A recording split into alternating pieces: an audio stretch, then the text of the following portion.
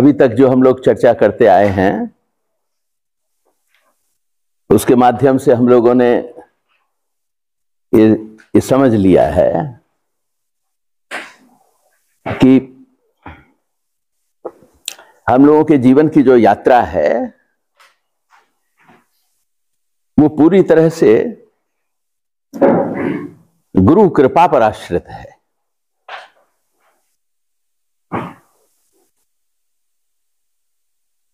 गुरु कृपा प्राप्त करने की जो चेष्टा है उस चेष्टा में हमारा निरंतर प्रयास होना चाहिए कि किस तरीके से हम अपने गुरु को प्रसन्न करें। हमारी यात्रा की सफलता, हमारे लक्ष्य की प्राप्ति के लिए जो अनिवार्य शर्त है वो यही है कि हमारी सारे कार्य विधि, हमारे जीवन का सारा जो तरीका है वो एक ही दिशा में चले, और वो दिशा है गुरु को प्रसन्न करने वाली दिशा। आज हम जिन दो विषयों पर चर्चा करेंगे वो है धर्म और मजहब या रिलीजन।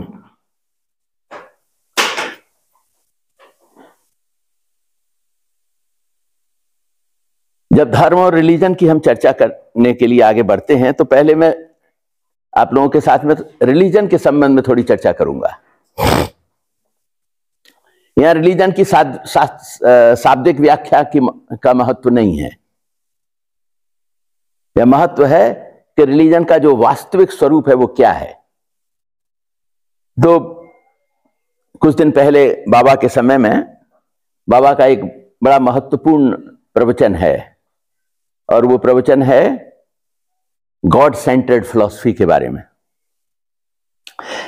जब हम लोग गॉड सेंटर्ड फिलॉसफी की चर्चा करते हैं तो हम लोग देखते हैं कि उसमें बाबा 4 तत्वों की विवेचना करते हैं। उसमें सबसे पहला है डॉगमा सेंटर्ड फिलॉसफी या dogma centred way of life. दूसरा है matter centred way of life. तीसरा है self centred way of life, और चौथा God centred way of life. इसमें पहले जो 3 हैं डॉगमा सेंटर्ड, और मैं आशा करता हूं सब लोग डॉगमा किसे कहते हैं ये समझते हैं। डॉगमा माने क्या? अंधविश्वास। हाँ, अंधविश्वास एक चीज हुआ, और क्या है? और डॉगमा माने रिलीजियस प्रैक्टिसेस हैं? Religious practices. हाँ, और क्या? और विचार कीजिए ना। डॉगमा माने कोई फैक्ट नहीं है सर। हैं? कोई फैक्ट नहीं है इसके पीछे। हाँ, ये भी है। और बताइए, डॉगमा का जो मेन फोकस है वो क्या है? कि वो बुद्धि की गति को रोक देता है। ऐसा विचार जो हमारे बुद्धि की सामान्य गति को रोक देता है उसे डॉगमा कहते हैं, है ना? जो हमें सोचने नहीं देना चाहता है, कुछ मान्यताओं पर आधारित है। हाँ, जिसे एक शब्द में बाबा ने डॉगमा के लिए जो प्रतिशब्द दिया है वो है भाव जड़ता। तो ये डॉगमा से होगा क्या? डॉगमा में ब्लाइंड फेथ होगा, और डॉगमा में क्या होगा? कुसंस्कार होगा, है ना? और डॉगमा में होगा अंधविश्वास। तो इन तीनों चीजों को मिलाकर जब मनुष्य की भाव की जो गति है, मनुष्य के सोचने की जो गति है, उसको रोक दिया जाता है, तब जो विचार पैदा होता है उसे ही डॉगमा कहते हैं। तो डॉगमा सेंटर्ड फिलॉसफी का अर्थ हुआ ऐसी विचार व्यवस्था जो हो सकता है बातचीत के स्तर पर कभी कभी कन्विंसिंग लग जाए, देखिए, डॉगमा वो अति साधारण सी चीज नहीं है, क्योंकि यदि साधारण होता तो इतना व्यापक प्रभाव प्रसार उसका नहीं हो सकता था। बहुत शक्तिशाली चीज है। मतलब इसके तौर तरीके ऐसे हो सकते हैं जिससे कि मनुष्य जो है वो डॉगमा को ठीक से समझ नहीं पाता है, इसलिए इसका इतना व्यापक प्रभाव है। आज समाज में सर्वाधिक प्रभाव यदि किसी विचारधारा का है तो वो है डॉगमा सेंटर्ड फिलॉसफी का। इसलिए बाबा ने उसको 1 नंबर दिया है। बाबा जब कोई बात कहते हैं तो उसके पीछे एक प्रयोजन रहता है। कहने को तो कहा जा सकता था कि गॉड सेंटर्ड फिलॉसफी, फिर सेल्फ सेंटर्ड फिलॉसफी, फिर matter centred philosophy and last में डॉगमा सेंटर्ड फिलॉसफी, लेकिन ऐसा नहीं है। बाबा कह रहे हैं पहली बात है डॉगमा सेंटर्ड फिलॉसफी, क्योंकि ये इसका इतना व्यापक प्रभाव है कि सारी मनुष्य जाति इसके दुष्प्रभाव से ग्रसित है और इससे निकलना बहुत कठिन है। ये ऐसा दुष्प्रभाव है जिससे निकलना बहुत मुश्किल है, जिस प्रकार सेल्फ सेंटर्ड फिलॉसफी से निकलना बहुत मुश्किल है, क्योंकि वो आदमी को डायरेक्टली चोट करता है, आदमी के साथ सीधा रिलेटेड है। हर आदमी के मन में स्वार्थ प्रवृत्ति है, लोभ है, भय है। लेकिन ये डॉगमा सेंटर्ड जो आइडिया है, डॉगमा जो है वो इन सब का एडमिक्सचर है। उसके अंदर सेल्फ सेंटर्ड फिलॉसफी भी है, मैटर सेंटर्ड आइडिया भी है, और अपना स्वयं का जड़वादी एक आइडिया है जिसे हम लोग भाव जड़ता कहते हैं, जो हमारे सोचने समझने की गति को अवरुद्ध कर देता है, हमारे चलने के रास्ते को स्वतंत्र नहीं छोड़ता है, जो हमारे मन बुद्धि को स्वतंत्र नहीं छोड़ता है। बाबा अनेक समय पर अनेक तरह से बात हम लोग को समझाते हैं और हमारे समझ में आती है बात। इसीलिए हम लोग देखते हैं कि जिस इंसान को हमें डॉगमा से मुक्त करना है, सेल्फ सेंटर्ड फिलॉसफी से मुक्त करना है, या हमें मैटर सेंटर्ड फिलॉसफी से मुक्त करना है, अथवा जैसे हमें रिलीजन से ऊपर उठाना है, वो आदमी जानवरों से अधिक क्रूअल है, वो निर्दय है। उस मनुष्य जिसको हमें मुक्त कराना है वो मनुष्य जानवरों से भी निर्दय है। बाबा कहते थे कि वल्चर, जैसे हम लोग बहुत खतरनाक जानवर कहते हैं, वो भी जिंदा जानवर को नहीं खाता है, मर जाने पर ही खाता है। बाबा एक कहानी बताते हैं कि जब मैं छोटा था, बाबा बोल रहे हैं कि जब मैं एक छोटा था जमालपुर में, तो मैं एक दिन मैंने देखा कि गंगा नदी की एक ट्रिब्यूटरी थी, उसके पास में एक बड़ा इमली का पेड़ था। उसके नीचे बहुत सारी गायें घूम रही थी, विचरण कर रही थी चरने के लिए। आप लोग जानते हैं ना, संस्कृत भाषा में चरना माने खाते हुए चलने को चरना कहते हैं, है ना। तो बहुत सारी गायें चर रही थी। उसमें एक गाय लगता है बीमार थी, बूढ़ी थी, वो चल नहीं पा रही थी, धीरे धीरे करके पेड़ के नीचे आके वो गिर जाती है। अच्छा, उस इमली के पेड़ पर एक वल्चर रहता था, पुराने जमाने से, बहुत समय से वो वल्चर वहां रहता था। तो वो देख रहा है कि अभी गाय मरी नहीं है, उसकी श्वास चल रही है, अब उसकी आंख बंद हो गई है, लेकिन उसकी पूंछ थोड़ी तो बहुत हिलती है। धीरे धीरे करके जब उसने पूंछ भी हिलाना बंद कर दिया, वो मर गई। जब उसकी श्वास बंद हो गई, शरीर का हिलना डुलना बंद हो गया, तो वल्चर नीचे उतरता है और तब उसको खाता है। लेकिन आदमी कैसा है? आदमी अपने स्वार्थ की पूर्ति के लिए निरीह जानवरों को, जिनको वो घर में पालता पोसता है, उसी को ले जाकर काट देता है एक विशेष समय में, अपने जीव के स्वाद के लिए।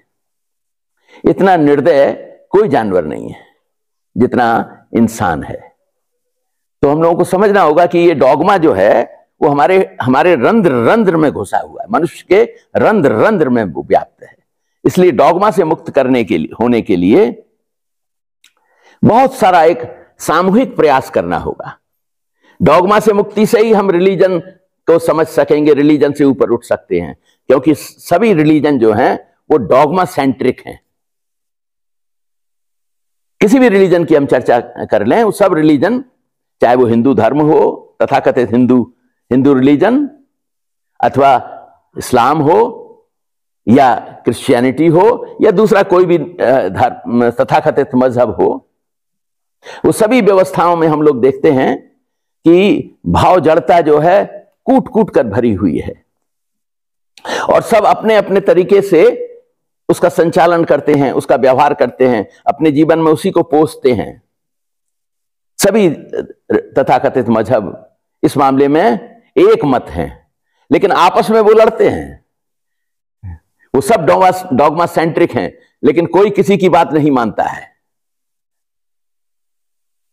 हिंदू समाज जो है अपने समाज को जातियों में विभाजित करके देखता है। कितना भी बुद्धिमान, कितना भी पढ़ा लिखा आदमी हो जाए, लेकिन जब शादी करने की बात आएगी तो वो जाति ही की बात सोचेगा। अपने बच्चे की विवाह करने के पहले जाति को सोचेगा। और जातियों में भी बहुत भेद है। अगर कोई ब्राह्मण भी है तो पंचकौड़ीय का अलग विचार है और पंच द्रविड़ का अलग विचार है। बंगाल उसमें आउट है, क्योंकि बंगाल का जो ब्राह्मण है वो ना पंचकौड़ीय में आता है ना पंच द्राविड़ में आता है। तो कोई ऐसी जाति नहीं। अब अगर राजपूतों को देख लें तो वाह, वहां अलग ही हिसाब है। जिस प्रकार वो कोई किसी को हराने में कम नहीं है। सारी जातियां जो हमारे देश में हैं वो एक दूसरे को हराती रहती हैं। यादवों को ले लें तो एक यादव नहीं है, वो यादवों में बहुत भिन्नता है। एक जमाने में जब लालू प्रसाद यादव बिहार के चीफ मिनिस्टर थे तो उनकी बेटी का विवाह के बारे में जब चर्चा हुई तो एक लड़का, जो किसी लोगों ने कहा कि ये योग्य लड़का है, यादव था, लेकिन जब उनको पता चला कि मैं तो अहीर हूं, ये तो अहीर नहीं है, अहीर होगा उसी शादी करूंगा मैं अपनी लड़की की। तो यादवों में भी भेद है। तो कोई ऐसी जाति नहीं है हमारे देश में, और ये जाति की सारी समस्या इसी देश में है। हाँ, लोग कहते हैं कि भाई मुसलमानों में जाति नहीं है, लेकिन मुसलमानों की जातियों का आप लोगों को पता है ना। मुसलमानों में सिया सुन्नी तो है ही, उसके अलावा बहुत है।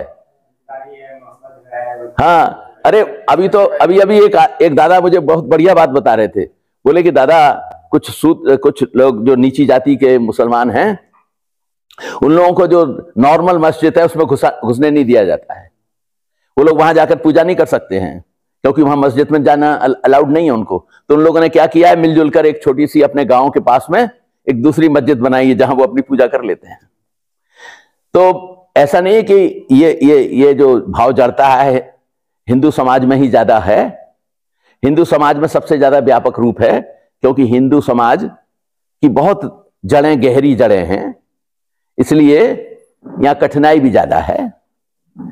इस्लाम नया है, अपेक्षाकृत नया है, तो उसकी जड़ें कम गहरी हैं, लेकिन है सब जगह वही बात।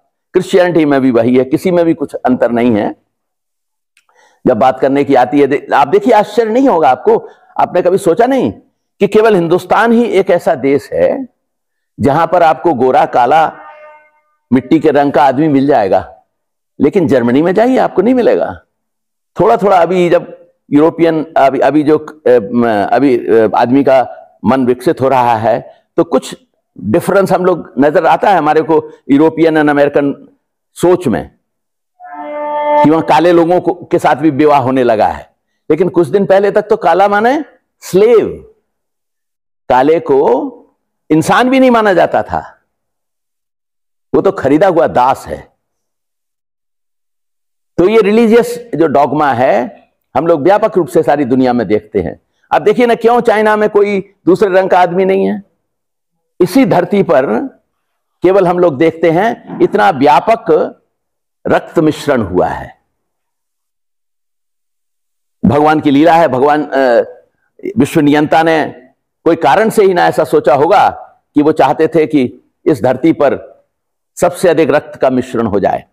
इसलिए हम लोग केवल भारतवर्ष में ही देखते हैं कि वो रक्त मिश्रण का प्रभाव है। एक ही परिवार में एक गोरा है, बहन गोरी है तो भाई काला है, माँ गोरी है तो पिता काला है, लेकिन संतानों में हम सब तरह का चीज देखते हैं। ये हिंदुस्तान की ही विशेषता है। ऐसी विशेषता हमको पूरी दुनिया में कहीं नजर नहीं आती है, कालों में भी नजर नहीं आती है। जो तथाकथित ब्लैक हैं उन लोगों के बीच में भी नहीं नजर आती है। तो ये डॉगमा एक व्यापक रूप से, रिलीजियस आइडिया जो है वो व्यापक रूप से फैला हुआ है। और रिलीजियस आइडिया में एक चीज हम लोग क्या देखते हैं कि वहां एक विशेष प्रकार की ऑब्जर्वेंसेस होती हैं। सब उनके यहाँ अपना एक तौर तरीका होगा जिसके हिसाब से उनका रिलीजियस सिस्टम चलता है। जैसे हम लोग देखते हैं कि हिंदू समाज में पूजा करने की एक तरीका है, उसमें पूजा करने का जो तरीका है वो इस प्रकार है कि आदमी पूजा के जो ताम झाम हैं उसमें मन व्यस्त हो जाता है, उसका मुख्य बात से उसका कोई संबंध नहीं है, भगवान से संबंध नहीं है। भगवान को किस प्रकार निलाना है ये इंपॉर्टेंट है, कभी दूध में निलाना है, कभी पानी में निलाना है, लेकिन कैसे निलाना है ये इंपॉर्टेंट है, भगवान इंपॉर्टेंट नहीं है। भगवान की पूजा कैसे कैसे दिया बत्ती जलानी है, कैसे खुशबू की अगरबत्ती जलानी है, या किस प्रकार पूजा की थाली सजानी है, उसमें किस दिशा में कौन चीज रहेगी, ये महत्वपूर्ण है। ये महत्वपूर्ण नहीं है कि भगवान हमारे जीवन के लक्ष्य है, नहीं, ये महत्वपूर्ण है ही नहीं। उसी प्रकार इस्लाम में हम देखते हैं क्या, एक विशेष तरीके से लोग उठते बैठते हैं, तो वहां कितनी बार उठना बैठना है उसी की काउंटिंग में ही माइंड आदमी का एंगेज हो जाता है, पूजा करने में नहीं। पूजा महत्वपूर्ण नहीं है, तरीका महत्वपूर्ण है। तो सारी रिलीजियस सिस्टम्स में, चाहे वो ज्यूज का सिस्टम हो, चाहे वो क्रिश्चियनिटी हो, चाहे इस्लाम हो या हिंदू मजहब हो, सब जगह हम लोग एक ही तरह की व्यवस्था पाते हैं। उसमें बड़ी समानता है कि उन लोगों को लक्ष्य से मतलब नहीं है। जैसा एक विशेष आदमी सिखा देता है उसी तरीके से है। हाँ, किसी किसी समाज में हम लोग अलग तरह का परिचय पाते हैं। जैसे पुराने जमाने के जो ऑस्ट्रिक सोसाइटी थी, आज भी उस ऑस्ट्रिक सोसाइटी का प्रभाव हम लोग देखते हैं। भारतवर्ष के जो मूल निवासी थे वो थे ऑस्ट्रिक्स। इन ऑस्ट्रिक्स का जब निग्रोज के साथ रक्त मिश्रण हुआ तो ऑस्ट्रिको निग्रॉइड बन गए द्राविड़, और जब ऑस्ट्रिको निग्रॉइड एंड मंगोलियन के साथ मिक्सचर हुआ तो ईस्टर्न जो इंडिया है उसके रहने वाले लोगों में ये तीन रक्तों का मिश्रण हो गया, और जो नॉर्दर्न इंडिया है वहां पर अधिकतर ऑस्ट्रिक्स के साथ में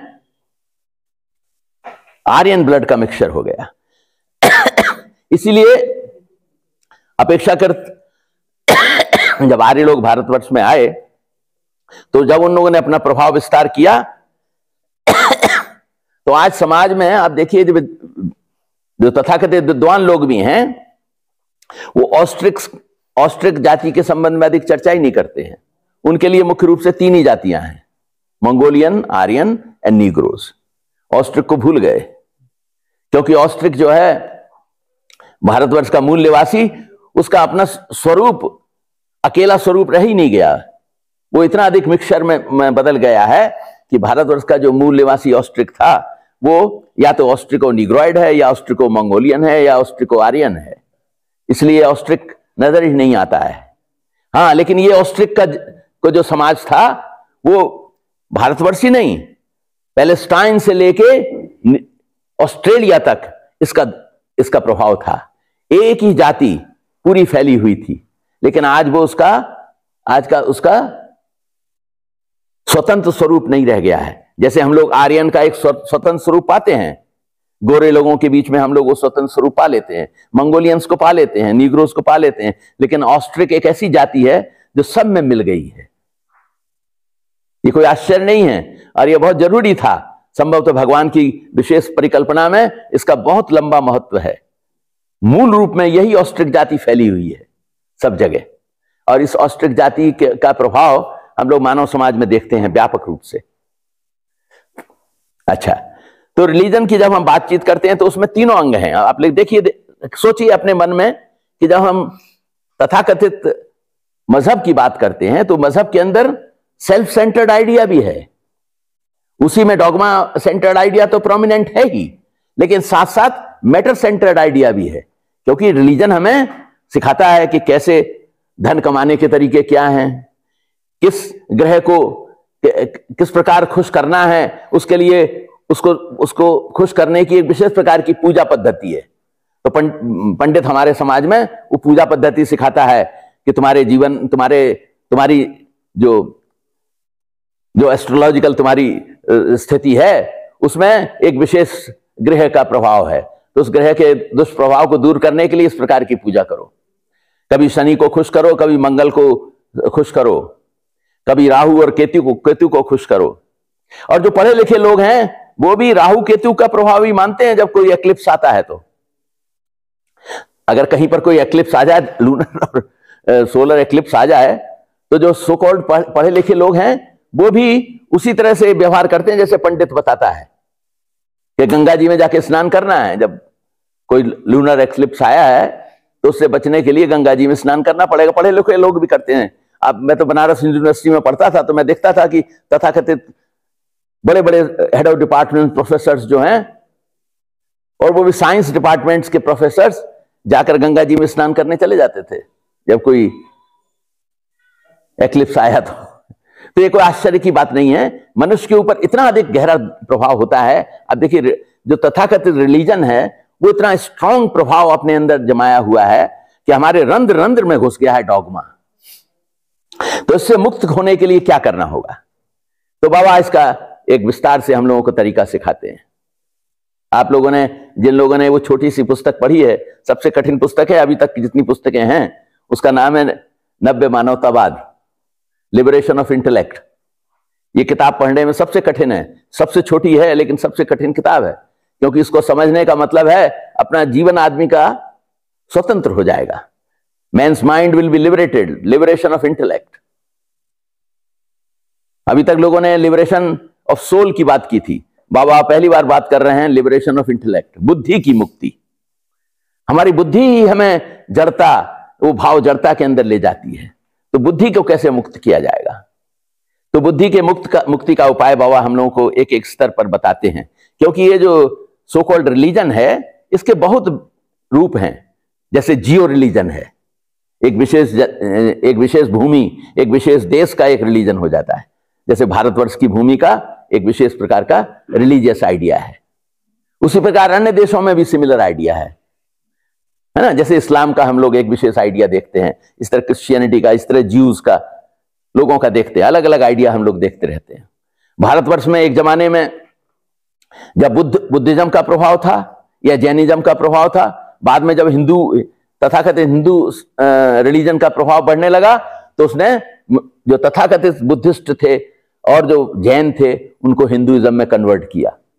ऐसा नहीं है कि मुसलमानों ने हिंदुओं को कन्वर्ट किया है, मुसलमानों ने हिंदुओं को कन्वर्ट किया है, और हिंदुओं ने भी अपने नीचे जाति के लोगों को फोर्स कर दिया कि वो मुसलमान बन जाएं। तो हमारे यहां सब तरह की व्यवस्था है। इस देश में जो घटित हुआ है पूरी धरती पर ऐसा घटित नहीं हुआ है। हमारे यहां जबरन सब तरह के काम हुए हैं और हमने भी किए हैं, मतलब हिंदू समाज ने भी किए हैं। हिंदू समाज ने भी बुद्धों को, जैनों को कन्वर्ट किया है। इसलिए कोई इस मामले में बड़ी तारीफ की बात नहीं है कि हमारे देश में नहीं हुआ, हमारे यहां भी हुआ है बराबर में। एक समय में लोग बोलते थे कि बुद्ध की प्रतिमाओं को किसने खंडित किया, तो जिस आदमी ने सबसे ज्यादा खंडित किया था वो बंगाल का एक राजा था शशांक, वो हिंदू राजा था। उसने सबसे ज्यादा बुद्ध और जैनों की मूर्तियों को खंडित किया है। लोग कहते हैं मुसलमानों ने खंडित किया, मुसलमानों ने तो किया ही है, लेकिन हिंदुओं ने कम किया ऐसी बात नहीं है। तो ये समझ के रखिए कि हमको अपने मन को मुक्त करना है डॉगमा से, और डॉगमा से मुक्त करने के लिए एक ही उपाय है। वो उपाय क्या है? Development of rationalistic mentality. Dogma से मुक्त होने के लिए रैशनैलिटी को बढ़ाना होगा। अभी तक हमारा जो सोचने समझने का तरीका है वो लॉजिकल एनालिसिस पे जाता है, लेकिन लॉजिकल एनालिसिस की एक सीमा होती है, रैशनैलिटी उससे अधिक होती है। रैशनैलिटी अधिक व्यापक है, और रैशनैलिटी हमारे हृदय की भावना को भी समझती है। इसलिए यदि हमें अपने मन से डॉगमा से, अपने मन को डॉगमा से मुक्त करना है, अपनी बुद्धि को डॉगमा से मुक्त करना है, तो हमें रैशनलिस्टिक मेंटालिटी डेवलप करनी होगी। और ये रैशनलिस्टिक मेंटालिटी डेवलप करने के लिए क्या करना होगा? रैशनलिस्टिक मेंटालिटी डेवलप करने के लिए हमें पढ़ाई करनी होगी, पढ़ना होगा। लेकिन पढ़ाई में भी बड़े दोष हैं। हम लोग देखते हैं कि किताब यदि आज से अगर 1918 के आसपास की कोई किताब छपी हो मान लीजिए, तो 1918 में तो भारतवर्ष जो है वो इधर अपना ईरान से लेके, ईरान नहीं, अफगानिस्तान से लेके वर्मा तक एक ही देश था। तब ना कोलंबो था, ना तब पाकिस्तान था, ना अफगानिस्तान अलग देश था, ना वर्मा था, तब ये पूरा हिंदुस्तान था। यदि मान लीजिए कोई पुस्तक 1918 के पहले छपी हुई है तो उसमें तो आदमी को ये पता लगेगा कि भारतवर्ष इतना बड़ा है, और बच्चा यही सोचेगा कि भारतवर्ष के अंदर ही आता है पाकिस्तान। पाकिस्तान तो 47 में अलग हुआ, ईस्ट पाकिस्तान बन गया, ईस्ट पाकिस्तान बना, अब वो बांग्लादेश बन गया। तो हम लोग देखते हैं कि स्टडी में भी एक प्रकार की रैशनैलिटी को जरूरत पड़ती है, to understand and analyse in the right way. Otherwise पढ़ाई करने से भी हो सकता है हमें गलत जानकारी मिल जाए। तो मन को जो लोग अपने मन को खूब सतर्क रखकर आगे बढ़ते हैं, मतलब रैशनलिस्टिक मेंटालिटी से, जिनने अपनी चेतना को, अपनी अंतर चेतना को, अपने अंतर मन को अवेकन कर लिया, जागृत कर लिया है, तो जिसने अपनी बुद्धि को जागृत कर लिया है, वही आदमी सच्चे अर्थ में समझ सकता है कि किस प्रकार डॉगमा से अपने आप को मुक्त किया जा सकता है, सेल्फ सेंटर्ड आइडिया से अपने आप को मुक्त किया जा सकता है, मैटर सेंटर्ड आइडिया से किस प्रकार मुक्त किया जा सकता है। अब मैटर सेंटर्ड आइडिया उसके अंदर एक और डायमेंशन है कि मैटर सेंटर्ड आइडिया जो हमें, जिसका एक स्वरूप हम लोग रिलीजन में भी पाते हैं, तो मैटर सेंटर्ड आइडिया में सबसे बड़ी बात यह है कि इसमें तथाकथित बुद्धिजीवियों का बड़ा सहयोग है। तथाकथित बुद्धिजीवी लोग अधिकतर मैटर सेंटर्ड आइडिया को बड़ा पसंद करते हैं। समाज के बहुत सारे बुद्धिजीवी लोग जो हैं, और उसी के कारण कम्युनिज्म को सह मिली। कम्युनिज्म क्यों बढ़ा? इसीलिए कि तथाकथित बुद्धिजीवी, तथाकथित वैज्ञानिक लोगों ने पाया कि ये जो मैटर सेंटर्ड आइडिया है तो सही आइडिया है, कि आदमी की नेचुरल प्रवृत्ति है। क्योंकि आदमी की नेचुरल प्रवृत्ति है क्या? लोभ, ईर्ष्या, द्वेष, अपने आगे बढ़ने के लिए दूसरे की टांग खींचना। तो लेकिन मैटर सेंटर आइडिया ने उसको थोड़ा सा जिसे कहते हैं मीठा बनाने के लिए, उसको मजबूत बनाने के लिए उसके साथ एक आइडिया जोड़ दिया, जो कि मार्क्सिज्म की जिसमें क्रेडिट है।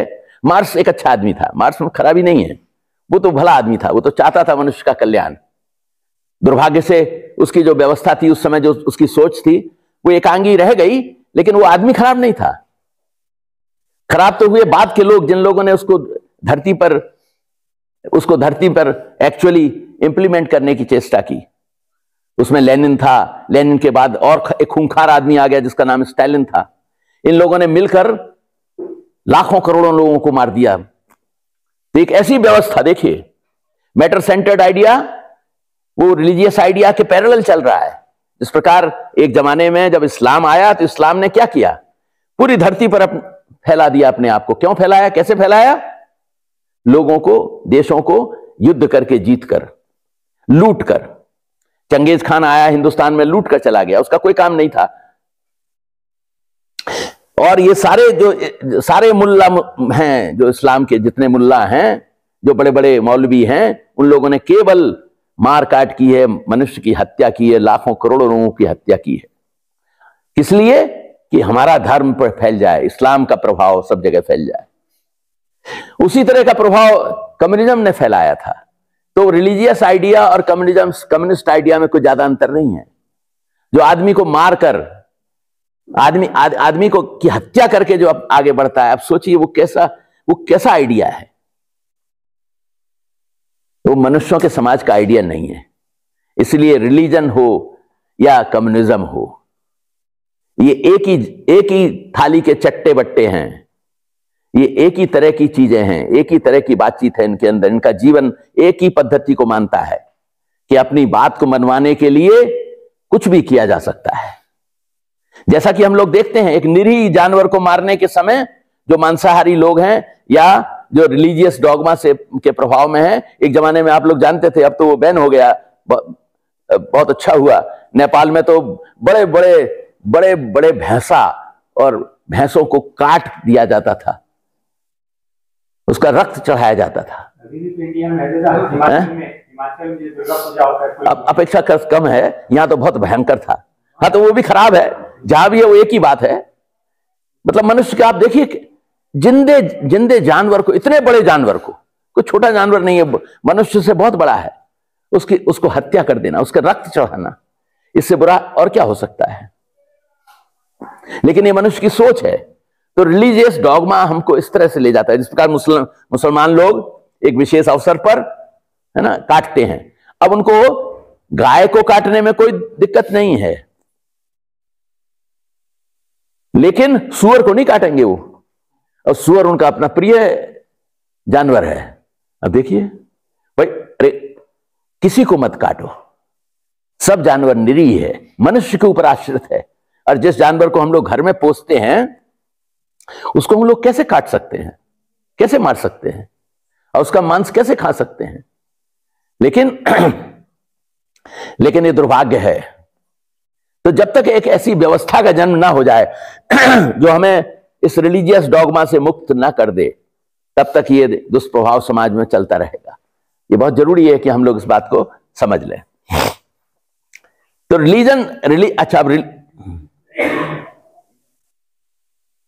तो रिलीजन के संबंध में हम लोग अगर देखने जाते हैं तो बहुत तरह की चीजें हैं इसमें, और ट्रेडिशन के हिसाब से चलता है ना।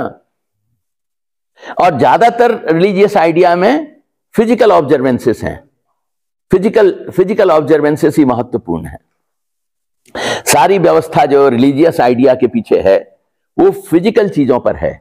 मतलब रिलीजियस आइडिया में हम ये देखते हैं कि एक विशेष प्रकार की तथाकथित दार्शनिक व्यवस्था में इस दुनिया को माया कहा जाता है, लेकिन वो तथाकथित व्यवस्था, रिलीजियस व्यवस्था जब व्यवहार करने जाती है तो इस माया में भी भेद कर देती हो। माया के अनेक भेद दिखाई दे जाते हैं हमको।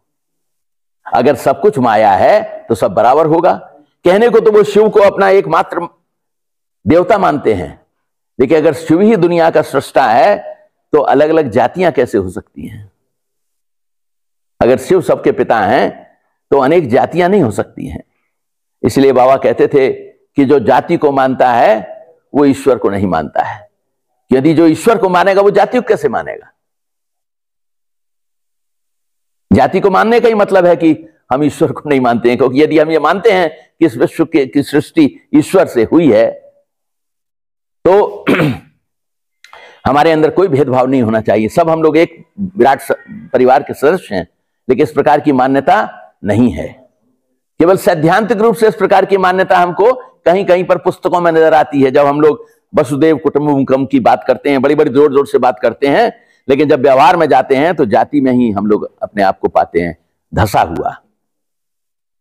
तो यदि हमें समाज को, अब हमको इस रिलीजियस आइडिया से केवल हिंदुस्तान के लोगों को नहीं, पूरी धरती को, पूरे विश्व ब्रह्मांड को, क्योंकि इस विश्व ब्रह्मांड के नियंता और सृष्टा एक हैं। विश्व ब्रह्मांड के एक अगर सृष्टा हैं तो हम लोगों की हम लोगों का एक कॉस्मिक फैमिली है जिसके हम लोग सदस्य हैं, जिसमें कोई ऊंचा नीच नहीं है, कोई बड़ा नहीं है, कोई छोटा नहीं है। क्योंकि हम लोग देखते हैं कि ये जो रिलीजियस आइडिया है 3 प्रकार की कॉम्प्लेक्सेस को हमारे अंदर डेवलप करता है। एक है इंफीरियरिटी कॉम्प्लेक्स, एक सुपीरियरिटी कॉम्प्लेक्स, और एक ऐसा कॉम्प्लेक्स जिसमें हम लोगों को और एक ऐसा कॉम्प्लेक्स जिसके माध्यम से हम लोग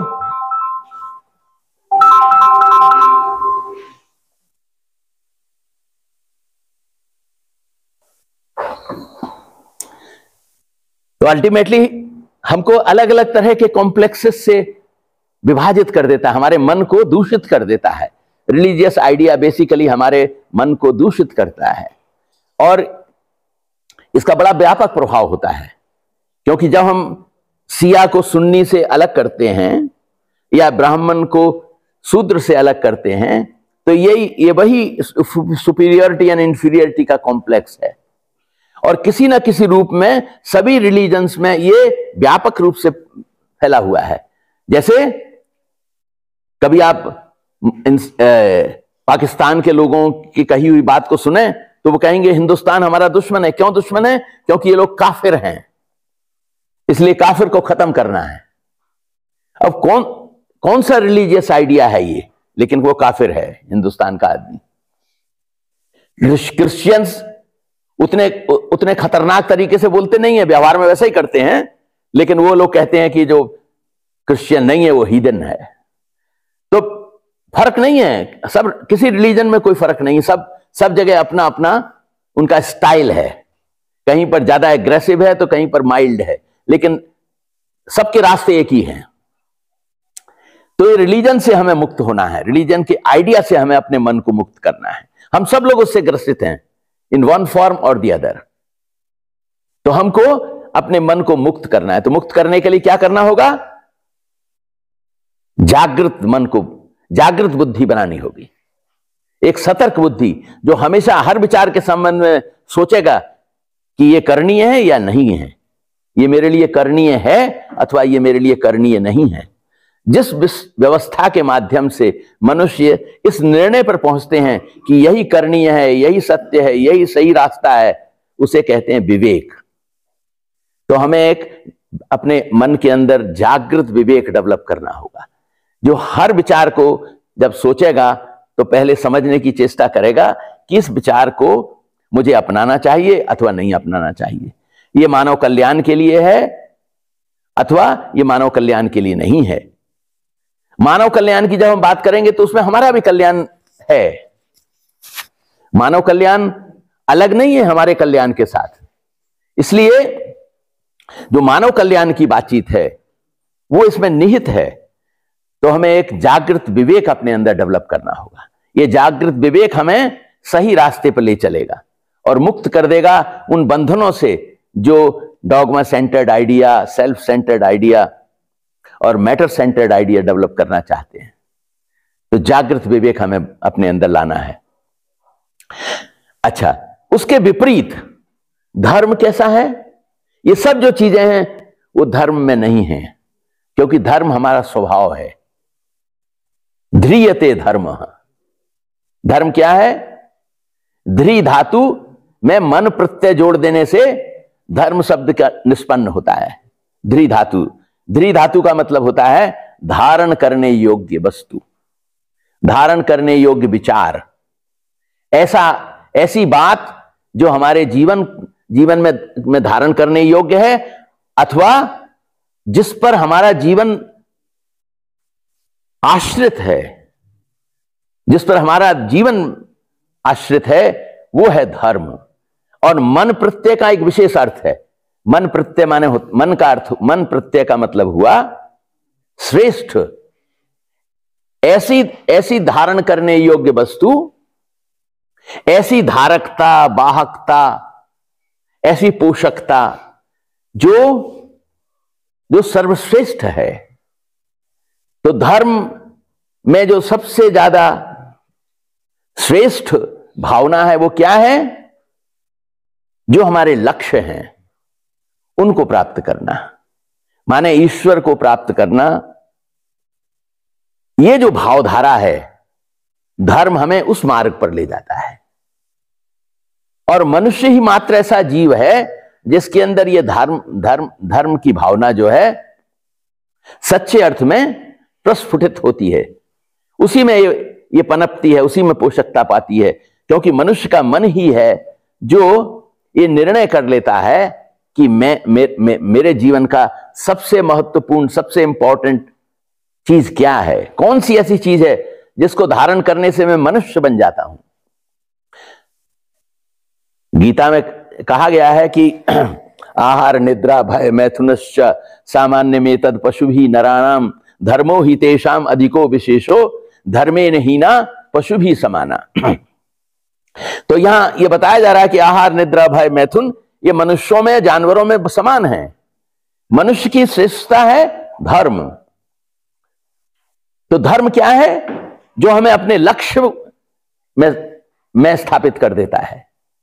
धर्म है जो हमारे जीवन के लक्ष्य के साथ एकाकार कर देता है। इसलिए धर्म हमारे जीवन का सबसे महत्वपूर्ण चीज है।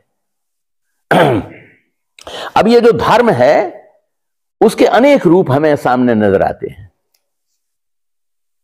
भगवान सदाशिव जब इस धरती पर आए तो उन्होंने हम लोगों को एक तरह से धर्म के संबंध में सिखाना चालू किया। धर्म की सारी स्थापना होती है सदाशिव के आने के बाद। इसलिए सदाशिव ने जिस तंत्र को इस धरती पर स्थापित किया, उस तंत्र का जो मुख्य रूप है, जिसे हम लोग विद्या तंत्र कहते हैं, जो धर्म का अनिवार्य अंग है, वो क्या सिखाता है हमें? Awakening of the benevolent intellect.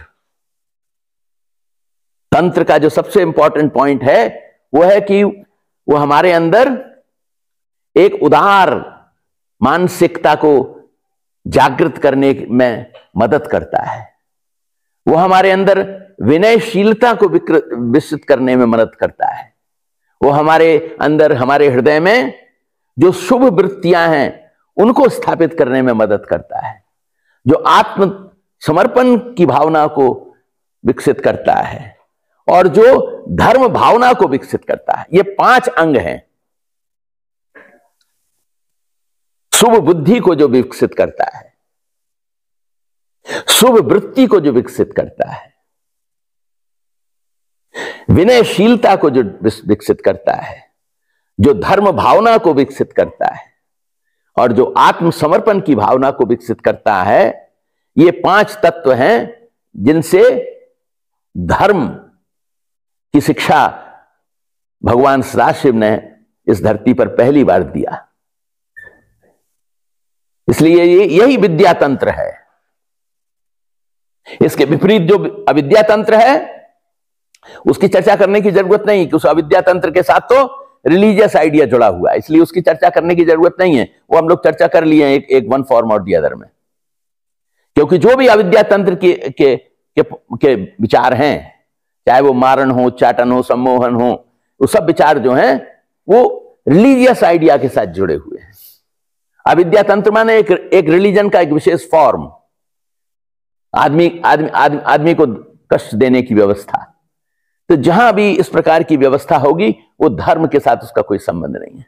धर्म है विद्या, जो विद्यामुखी हमें बनाता है। इसलिए सदाशिव ने जब हम लोगों को सिखाया तो जो तंत्र उन्होंने हमें सिखाया वो है विद्या तंत्र। वो विद्या तंत्र हमारे अंदर हमारी सत्ता को एक मजबूत धरातल पर स्थापित कर देता है। जब हमारी बुद्धि, बेनेवलेंट इंटेलेक्ट हमारे अंदर डेवलप हो जाता है, जब हमारे अंदर विनय भाव आ जाता है, जब हमारे हृदय में शुभ वृत्तियां विकसित हो जाती हैं, धर्म भावना विकसित हो जाती है, आत्मसमर्पण विकसित हो जाता है, तो हमें इन 5 बातों को याद रखना है कि ये धर्म के साथ जुड़ी हुई बातें हैं। जिस प्रकार आगे चलकर हम लोग देखेंगे कि धर्म के साथ तो बहुत सारी चीजें जुड़ी हुई हैं। भगवान श्री कृष्ण जब धरती पर आए तो उन्होंने भी धर्म के संबंध में अपना एक स्वरूप हमारे सामने प्रकट किया। उस स्वरूप का सबसे महत्वपूर्ण अंग क्या है? पुष्टि मार्ग। भगवान श्री कृष्ण ने हम लोगों को पुष्टि मार्ग में स्थापित किया। पुष्टि मार्ग क्या है? पुष्टि मार्ग हमें भगवत भावना से, भक्ति की भावना से ओतप्रोत करता है। भगवान ने प्रेम का एक उदार स्वरूप हमारे सामने रखा। भगवान श्री कृष्ण की कृपा से ही हम लोगों के हृदय में प्रेम की भावना जागृत हुई है। प्रेम की भावना और अधिक उदार रूप में जागृत हुई है। उसमें कोई भेदभाव नहीं है, उसमें कोई स्त्री पुरुष का भेद नहीं है। वो प्रेम जो है हमारे हृदय को, हमारे मन को पुष्ट करता है, इसलिए उसको पुष्टि मार्ग कहते हैं। और उस पुष्टि मार्ग के अंदर सबसे महत्वपूर्ण बात क्या है, जिसे हम लोगों ने सीखा है, आनंद मार्ग में भी हम सीख रहे हैं, और वो है आत्मसमर्पण का मार्ग। गुरु के चरणों में आत्मसमर्पण करना। तो ये जो गुरु के चरणों में आत्मसमर्पण करने की व्यवस्था है, ये भक्ति और प्रेम से जुड़ी हुई चीज है। इसलिए जब हम धर्म के संबंध में विचार करते हैं तो बाबा हम लोगों को बहुत तरह से इस बात को समझाते हैं। लेकिन यदि हम मोटे तौर पर देखें, जिसे हम लोग भागवत धर्म कहते हैं, ये जो भागवत धर्म है या जो मानव धर्म है, ये मनुष्यों का धर्म है। जैसा हम लोगों ने धर्म के संबंध में समझा ना, ध्रियते धर्म। और ये धर्म हमें क्या सिखाता है? इसकी सबसे इंपॉर्टेंट बात यह है, सुनो ओ मानुष भाई, सबाई ऊपर मानुष सत्य, तहार ऊपर नाई। इंसान सबसे महत्वपूर्ण है। धर्म जो इंसान की प्रतिष्ठा करता हो। बाबा इसीलिए भागवत धर्म को मानव धर्म भी कहते थे। जब सबसे पहला सबसे विस्तार के साथ धर्म महाचक्र का जो प्रवचन बाबा का हुआ 1968 का पटना में बाबा का प्रवचन हुआ। भागवत धर्म का पहला प्रवचन है ये, जिसमें विस्तार रस सेवा और तदस्थिति के बारे में उन्होंने विस्तार से समझाया। ये जब प्रवचन हुआ तो इस प्रवचन में हम लोग क्या देखते हैं? विस्तार। तो साधना हमें, जो साधना का हमारा पहला लेसन है, आनंद मार्ग साधना का पहला लेसन हमारे मन को विस्तारित करता है। विस्तार करने की साधना है। तो विस्तारित कैसे करना, कैसे विस्तारित करना है, कितना विस्तारित करना है? तो बाबा कहते थे विष्णु की तरह। विष्णु माने होता है, विष्णु धातु का मतलब होता है जो कण कण में व्याप्त है। मतलब ऐसा कोई बस, ऐसी कोई जगह नहीं है, ऐसी कोई चीज नहीं है जिसमें विष्णु की व्याप्ति ना हो। भगवान जहां ना मौजूद ना हो, कण कण में तो वो मौजूद है ही। कण कण क्या है?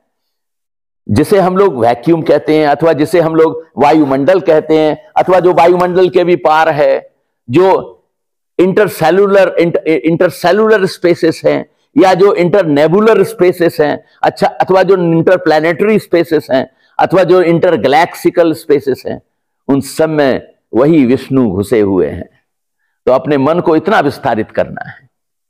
विस्तार सर्वभूतेश विष्णोर विश्वमिदं जगत द्रष्टव्यम आत्मवत् तस्माद् भेदेन विचक्षणई। ऐसा विचक्षण, ऐसी बुद्धि, ऐसी आंख हमको डेवलप करनी है। विचक्षण, ऐसी आंख हमको अपनी डेवलप करनी है जो कण कण में विष्णु को, हम भगवान को देख सकें। बाबा कण कण में व्याप्त हैं। ये जब भावना हमारे अंदर भर जाती है, जब हम देखते हैं कि सब जगह वही मौजूद हैं, वही हमें देख रहे हैं, वही हम हमारे कार्य का संचालन कर रहे हैं, वही हमारे कंठ से बोलते हैं, वही हमें ज्ञान देते हैं, वही हमारे मन के अंदर बुद्धि को अभिप्रेषित करते हैं, वही हमें सब तरह से संचालित करते हैं। अभी तो हम लोग बाह्य अंगों के ही संबंध में थोड़ा बहुत जानते हैं, उन्हीं के संबंध में अपनी जो हमारी 5 इंद्रियां हैं, तथाकथित सेंसरी ऑर्गन्स के बारे में थोड़ा जानते हैं, थोड़ा सा मोटर ऑर्गन्स के बारे में जानते हैं। इनवॉलेंट्री एक्शंस के बारे में तो बहुत कम पता है। हमारा हृदपिंड चल रहा है, इसकी जानकारी हमको बहुत कम है। खाना हम पेट में खाते हैं तो कैसे डाइजेस्ट होता है, इसको हम नहीं जानते हैं। तो इनवॉलेंट्री एक्शंस के बारे में तो हम अपने शरीर में होने वाली घटनाओं के बारे में नहीं जानते। कैसे हमारे शरीर की अंतर संरचना किस प्रकार एक संतुलित तरीके से चल रही है, इसे हम नहीं जानते हैं। हमको तो केवल बाहर का पता है, हाथ का हिलाना पता है, पैरों का हिलाना पता है, आंख से देखना पता है, कान से सुनना पता है। लेकिन जो असली चीज अंदर में घटित हो रही है, कैसे हार्मोनल सीक्रेशंस होते हैं, कैसे रक्त पूरे धमनियों में फैल रहा है, कैसे लिम्फ सारे धमनियों के पैरेलल लिम्फेटिक वेसल्स के थ्रू घूम रहा है, कैसे हमारा ब्रेन काम कर रहा है, कैसे हमारा हृदय चल रहा है, हम नहीं जानते हैं। तो हमें अपने बारे में बहुत कम जानकारी है, लेकिन घमंड हमें बहुत बड़ा है कि हम बहुत बहादुर हैं। इसलिए तो हम लोगों ने देखा कि जीवन की जो का रास्ता है वो विस्तार से शुरू होता है। जब ये विस्तार फैल जाता है, जब हमारा मन सचमुच में विष्णु की भावना से विस्तारित हो जाता है, ऐसी आंख हमारी डेवलप हो जाती है जिससे हम सब जगह उन्हीं को देखने की चेष्टा करते हैं और सोचते हैं कि वही हमें देख रहे हैं, वही हमारे साथ हैं, वही हमारे साथ सोते हैं, वही हमारे रूप में सो जाते हैं, वही सुबह उठकर जाग जाते हैं, वही सूर्य की रोशनी के रूप में प्रकाश लाकर हमारे जीवन को उत्साहित कर देते हैं, वही ऋतुओं के रूप में हमारे सामने आते हैं, वही बंधुओं के रूप में, प्रिय लोगों के माध्यम से हमारे सामने आते हैं, जो हम लोगों को एक दूसरे को हमारे जीवन के रास्ते पर आगे चलने में मदद करते हैं।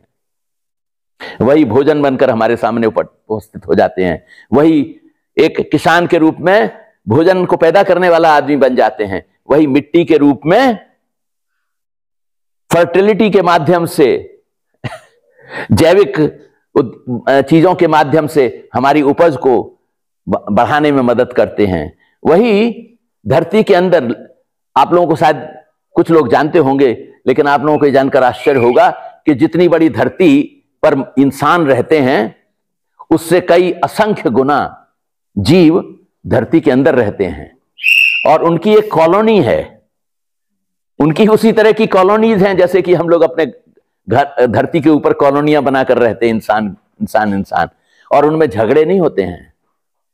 उन्हीं के कारण उपजें, जो क्रॉप्स हैं वो ग्रो करती हैं, डेवलप करती हैं। उनके बारे में तो हम सोचते ही नहीं है, जिनकी कृपा से हमारा जीवन चल रहा है। तो ये धर्म है हमारा कि हम दुनिया की प्रत्येक वस्तु को, अपने जीवन से संबंधित सभी वस्तुओं को एक ही भाव से देखें। वो भावना क्या है? विस्तार की भावना। विस्तार रस है। रस माने जो हमारे मन को तरल कर देता है, ऐसा विचार जो मन को तरल कर देता है। हमारा जो स्वरस है, जब परम रस के साथ मिल जाता है, इस विश्व ब्रह्मांड में जो विष्णु सर्वत्र व्याप्त हैं, उनका जो परम रस है उसके साथ हमारा स्वरस मिल जाता है। यह रस, ये रस साधना है। ये रस साधना क्या सिखाती है? तुम्हार काम तुम ही करो मां, लोके बोले कोरियामी। ईश्वर ही सब कुछ कर रहे हैं, लेकिन मनुष्य सोचते हैं कि हम कर रहे हैं। जब रस की भावना मनुष्य के अंदर व्याप्त हो जाती है, तब मनुष्य के अंदर सेवा की भावना जागृत होती है। तब वो सबकी सेवा करना चाहता है। उसके लिए कोई छोटा बड़ा नहीं है, वो सबकी सेवा करना चाहता है, क्योंकि वो देखता है कि ईश्वर सबके अंदर मौजूद हैं, और उन ईश्वर को खुश करने के लिए वो सेवा करता है, बाह्य जगत की भी, अंतर जगत में ईश्वर जो है उनकी भी। और तभी उसी सेवा के माध्यम से, उनकी कृपा से तदस्थिति प्राप्त होती है।